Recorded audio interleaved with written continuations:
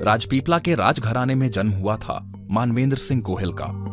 किशोरावस्था में अपनी लैंगिकता को लेकर मानवेंद्र काफी असमंजस में थे, लेकिन इस बारे में वे कभी किसी को बता नहीं सके और इसी असमंजस में उन्होंने विवाह भी कर लिया। मैं तो यही सोचता था कि मैं हेट्रोसेक्सुअल्स की तरह ही हूँ और ये एक टेम्परेरी चीज़ होगी लाइफ में। और मुझे ऐसा भी शायद लगा कि अगर मैं एक लड़की से शादी करूँगा तो ये जो मेरा बिहेवियर है, अट्रैक्शन है टुवर्ड्स अ मैन, वो शायद चेंज हो जाए। So it was my own decision.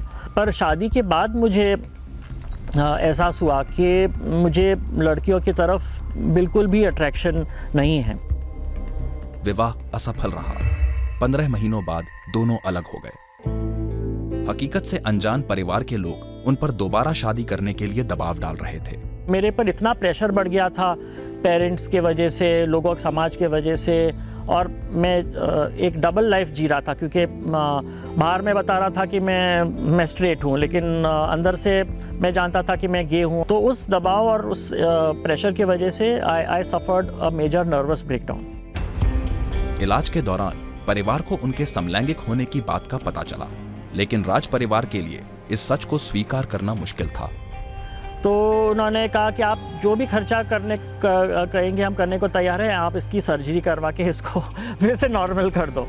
तो वो भी डॉक्टर ने मना किया कि ये पॉसिबल नहीं है, because it's not a disease. फिर वो लोग मुझे सब जितने भी पॉसिबल आध्यात्मिक गुरु के पास ले जाना चालू कर दिया। मानवेंद्र अंदर ही अंदर घुट रहे थे। वे अपने जज्बात, अपनी असलियत जाहिर करना चाहते थे और आखिर एक दिन उन्होंने सबके सामने अपनी समलैंगिकता का खुलासा किया। ये उनकी जिंदगी का सबसे मुश्किल दौर था। परिवार के लोगों ने उनका बहिष्कार किया, उन्हें जायदाद से बेदखल कर दिया, उनके पुतले जलाए गए, उनके खिलाफ नारेबाजी हुई, लेकिन मानवेंद्र ने हिम्मत नहीं हारी। वे अपने सच पर अडिग रहे। मैं मेरे सत्य पे बना रहा। मैंने कहा चाहे कुछ भी हो जाए, चाहे पूरी दुनिया मेरे अगेंस्ट में हो जाए, मैं परवाह नहीं करूंगा, लेकिन मैं सत्य से नहीं हटूंगा। आखिर उनके समर्थन में भी कुछ लोग आए।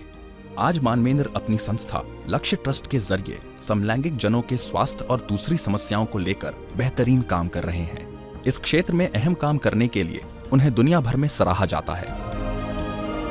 उनके पिता ने भी उन्हें अपना लिया है।